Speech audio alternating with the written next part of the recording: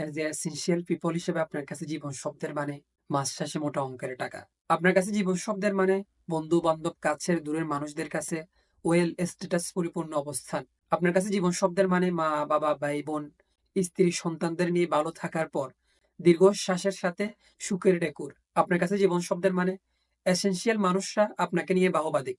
তাদের নিকট যেন আপনার একটা শক্ত পরিপক্ক অবস্থান ক্রিয়েট হোক।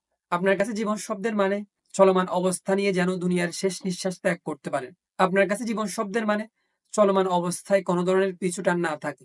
আপনার কাছে জীবন শব্দের মানে আপনার কোনো কাজে সমাজ, রাষ্ট্র, প্রশাসন আপনাকে যেন দোষী সাব্যস্ত না করতে পারে।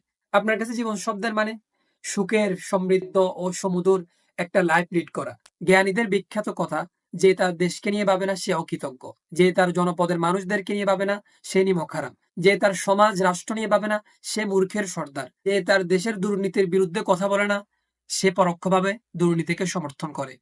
আপনার কাছে জীবন শব্দের মানে এটা যে ভালো আছি, ভালো রাখবো, ফ্যামিলি নিয়ে ভালো থাকবো। আমাদের সোসাইটিতে এইরকম স্বার্থপর অনেক মানুষ আছে যারা নিজেদের ভালো নিয়ে চিন্তা করে, যারা নিজের ফ্যামিলিকে ভালো রাখার চিন্তা করে। অবশ্যই আপনি আপনার ফ্যামিলিকে ভালো রাখবেন, অবশ্যই আপনি নিজে ভালো থাকবেন।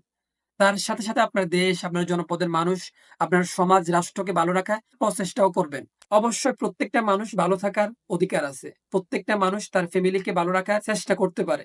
তার মানে এই না যে আপনি আপনার দেশকে বাদ দিয়ে, আপনি আপনার জনপদের মানুষদেরকে বাদ দিয়ে, আপনি আপনার সমাজ, রাষ্ট্রকে বাদ দিয়ে সর্বদাই নিজে ভালো থাকার, ফ্যামিলিকে ভালো রাখার চিন্তায় বিভোর হয়ে থাকবেন।